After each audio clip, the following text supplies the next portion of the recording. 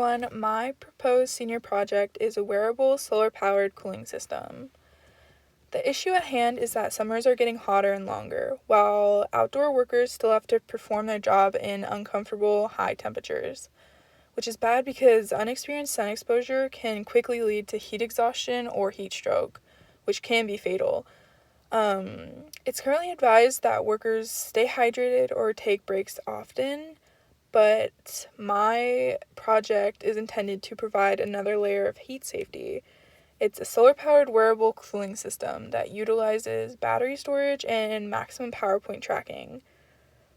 The goal is to provide reliable, continuous, lightweight cooling to help those who must work outside in high temperatures.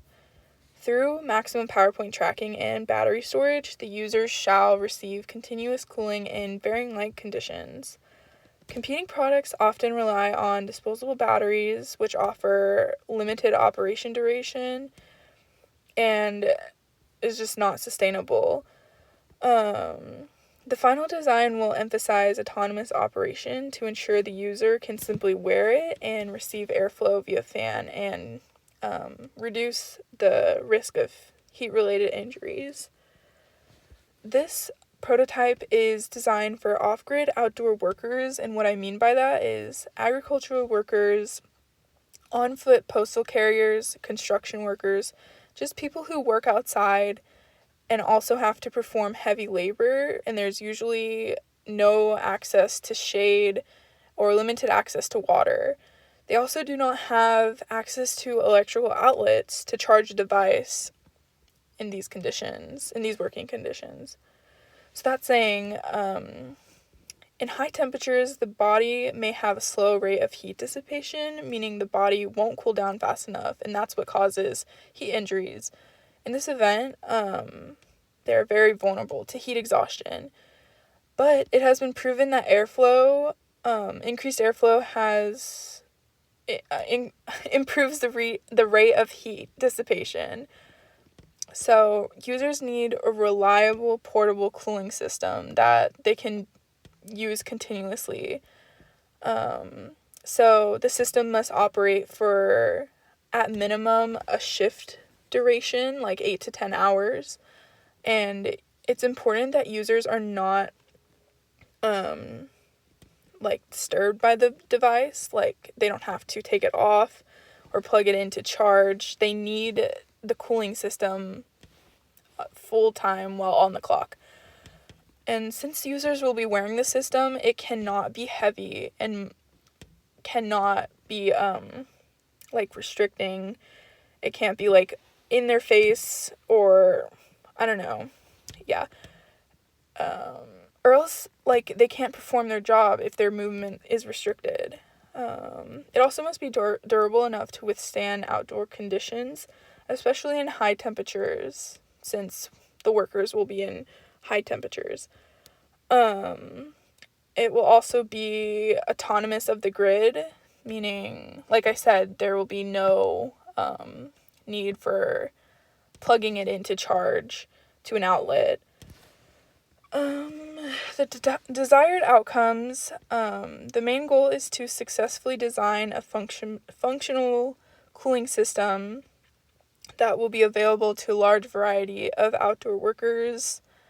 It should have continuous airflow to reduce body temp and lower risk of heat injuries. To do so, it needs to maximize solar extraction using maximum power point controller to maximize the power generation in non-ideal conditions.